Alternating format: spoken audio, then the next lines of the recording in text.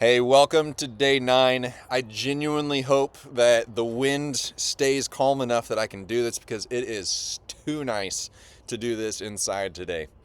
Yesterday, we spent some time singing and and speaking out that Jesus is worthy of everything. He is worthy of all of our worship. He is worthy of everything that's inside of us.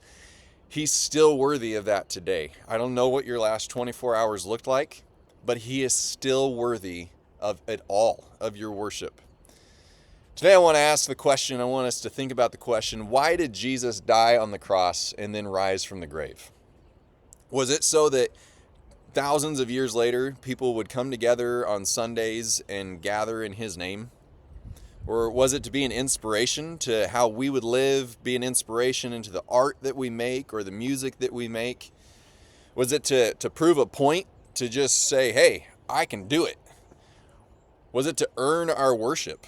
He already had the power, and he had already proven that he had the power. He had already inspired people, and just his life without dying on the cross would have inspired people to do things and to create art. And we've seen lots of people who didn't die for others who still inspired others. And he already deserved our worship.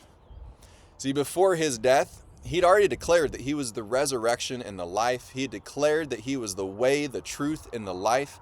He was already God's son. We read in John chapter 1 that it was through him that everything was created. So, no, he did not die and rise again to earn our worship. But why did he do it? If it wasn't for our worship, what was it for? Matthew chapter 20 and Mark chapter 10, we come across the same statement where it reads, "The Son of Man did not come to be served, but he came to serve." And then this about his life, and to give his life as a ransom for many.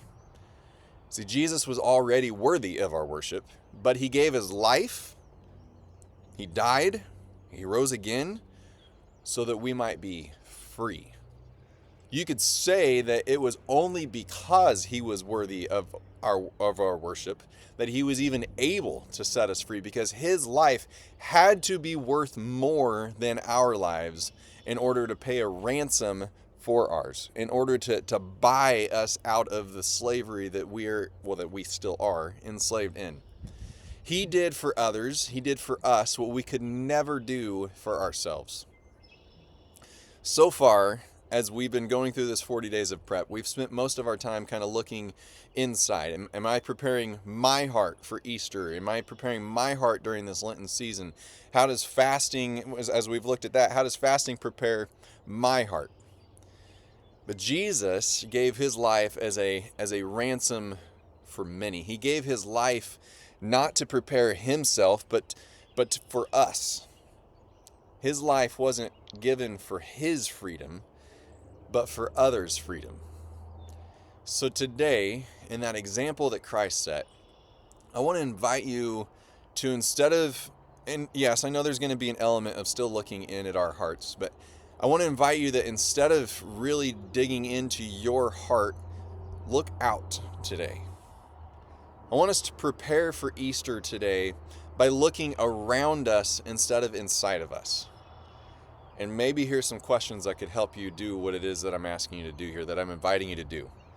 How have you served others this week?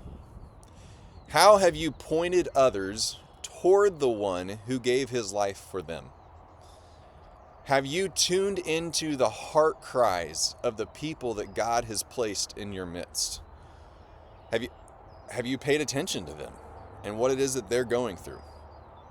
Remember, we don't walk with Jesus alone. We walk with Jesus, with others, and toward others, or as we like to say, we walk humbly together with Jesus. I'll see you tomorrow.